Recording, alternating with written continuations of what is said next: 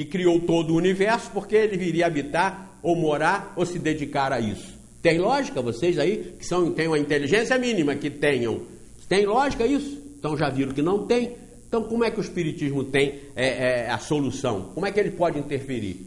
Tendo pessoas sérias, responsáveis, não precisam ser doutores em nada, mas responsáveis e sérias para estudar isso que está aqui e verem a aplicação desse sistema que está aqui, filosófico, teológico, para chegar às conclusões de que a humanidade vai mudar com isso que está aqui, com a reencarnação, com os mundos habitados, com a comunicabilidade dos espíritos, que devam ser avaliadas, essas comunicações dos espíritos, ou a comunicabilidade deve ser avaliada, para nós não sermos e continuarmos sendo ludibriados, como essa maioria que está aí, ludibriada por espíritos, que segundo seus interesses, seus orgulhos e vaidades, abraçam esses espíritos para fazerem as suas igrejinhas, os seus impériozinhos, os seus domíniozinhos. É a inferioridade nossa humana. Volto a lembrar aqui o que eu disse no programa passado. Um dos nossos integrantes aqui, dos nossos assessores, foi procurado por alguém que o convidou para ir a um centro, eles estão fazendo um seminário, estudando o pensamento de Joana de Ângeles, que é essa freira, que aliás, eu recebi um e-mail aqui, dizendo que o dominador, o médium que domina esse espírito, que é o Divaldo Franco, a propósito do Emmanuel, que era aquele que dominava o Chico Xavier, católico também, era um padre, a exemplo desse espírito Emmanuel, que dominava o Chico, ter reencarnado, segundo eles, em 2000, um pouquinho antes do Chico morrer, e eu já expliquei isso aqui para quê? É para que abafe, é para que a coisa fique na federação e no movimento. Porque, veja bem, morre o médium e o espírito que o dominava e que fazia doutrina por ele continua, através de quem ele vai se comunicar? E poderia contrariar aquilo que o outro disse. Então o que fizeram numa artimanha? Reencarnaram ele, disseram que ele reencarnou. Então agora ninguém mais pode receber. Para desdizer ou para confirmar, ninguém mais pode dizer, porque ele está reencarnado.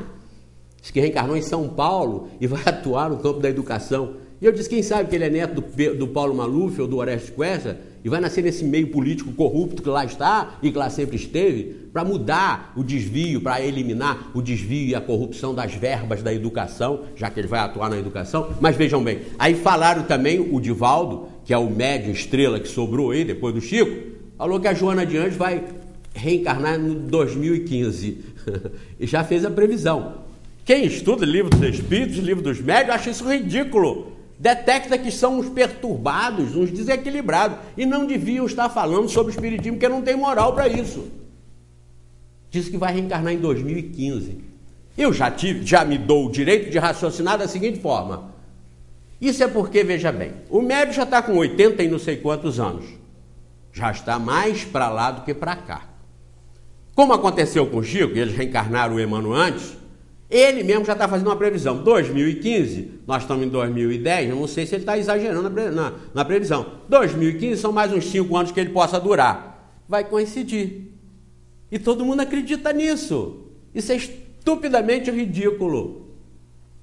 E também, esse médium, que é o Divaldo, já criou um outro movimento, que é o movimento pela paz.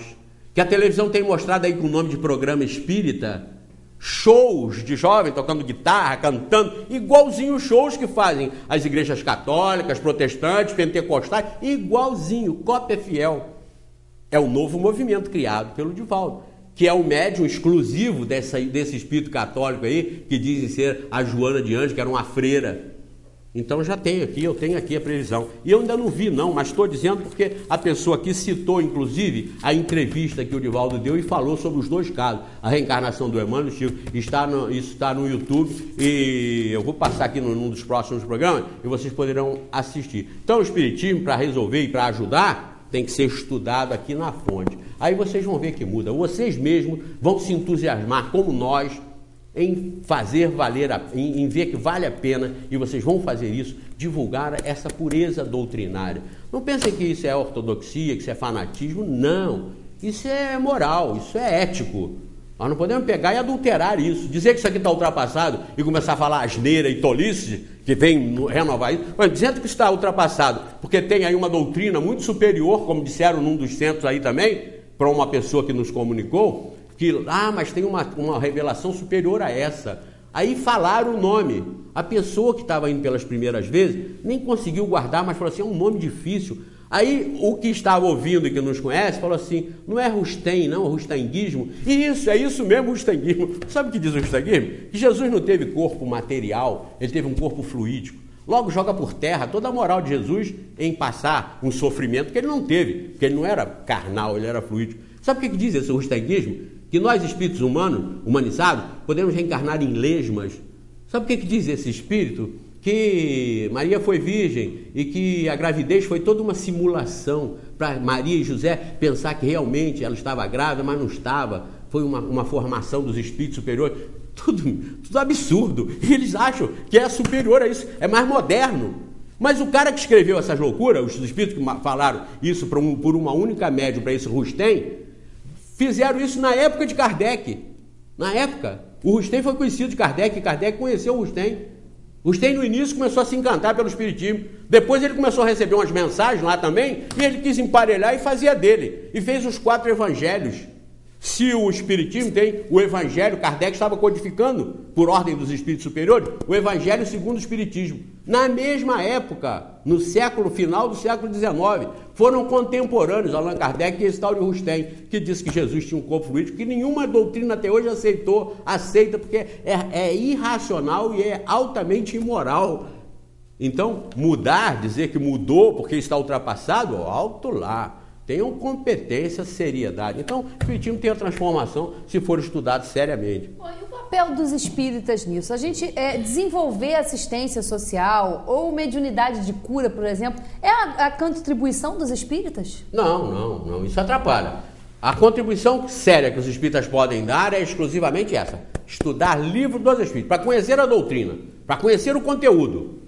Porque, aliás, sobre essa questão de assistência social, eu já explanei aqui anteriormente a respeito dos rótulos que se utilizam como isso. Tem muitas pessoas envolvidas nisso que são corruptas, que são desonestas, e que por mais às vezes que sejam chamadas a atenção para a desonestidade que estão cometendo, e que todos os envolventes reconhecem essa imoralidade ou ilegalidade que estão praticando, continuam praticando e continuam aparecendo na mídia, na foto, como pessoas caridosas, fraternas, como pessoas benfeitoras. Na realidade, isso é rótulo. E nós temos que saber analisar o que é rótulo e o que é verdadeiro. O trabalho de Teresa de Calcutá não era rótulo. Um trabalho de Irmã Dulce não era rótulo. Não foram as duas propagandistas ou protagonistas de uma encenação. Um trabalho honesto, sincero. Teresa de Calcutá, quando estava muito doente, e que aí a igreja se interessou e queria levá-la para se tratar nos Estados Unidos, recusou, não, como eu faço aqui também, aprendi com ela. Ela falou, não, eu vou me tratar nos hospitais onde se tratam os meus irmãos, que eram aqueles hospitais de Bangladesh, aqueles hospitais de Calcutá mesmo abandonados, aquela bagunça geral, como mais ou menos acontece no sistema público aqui no Brasil. Mas eu também aprendi com ela, eu não tenho plano de saúde. Não tenho plano de saúde, porque eu acho que nós devemos fazer por onde a saúde pública nos fornecer os elementos que ela deva fornecer para nós sermos bem atendidos. Por que eu que posso pagar, vou ter plano de saúde, e todos os meus irmãos que não podem pagar, eles que se virem, eles que vão lá para o hospital público? Não, eu também vou. E se tiver chegado a minha hora, não vai ser o Albert Einstein, não vai ser o Sírio-Libanês que vai me evitar morrer. Se fosse assim, Tancredo Neves no dia da posse não teria morrido, porque tinha o melhor tratamento que o mundo poderia lhe dar. Então analisem isso. Nós temos que fazer um trabalho conjunto para todos os nossos irmãos. Nós não temos que pregar uma coisa e na realidade fazer outra. Nós não temos que fazer isso. Nós temos que ser autênticos e ir aprendendo. Então eu aprendi com ela, mas a religião dela qual era? Não interessa qual era a religião. Eu aprendo com Buda, aprendo com Gandhi, aprendo com Sócrates, aprendo com Platão, aprendo com Martin Luther King, aprendo com o vizinho lá de casa, aprendo com a nossa empregada, eu aprendo com todo mundo. E é assim que nós devemos fazer, não? Não? Pois bem, pensemos nisso. A gente está aí uns 4 minutinhos, eu acho, pela minha conta, ou 3. Então, a Dirley nos mandou um abraço, a Carmen Nóbrega também. E o Luiz Carlos de Olaria ligou e fez o seguinte comentário que até eu já falei aqui. Por que não a aplicação da pena de morte para essa situação do Rio? Resolveria o problema? Olha só, eu até tenho uma maneira de falar, como é o nome dele? Luiz Carlos. Luiz Carlos, eu tenho uma maneira muito assim, interessante de apresentar essa questão que você deva raciocinar. Deus manda essa gente para cá. Nós vamos fazer uma pena de morte, vamos mandar eles para lá.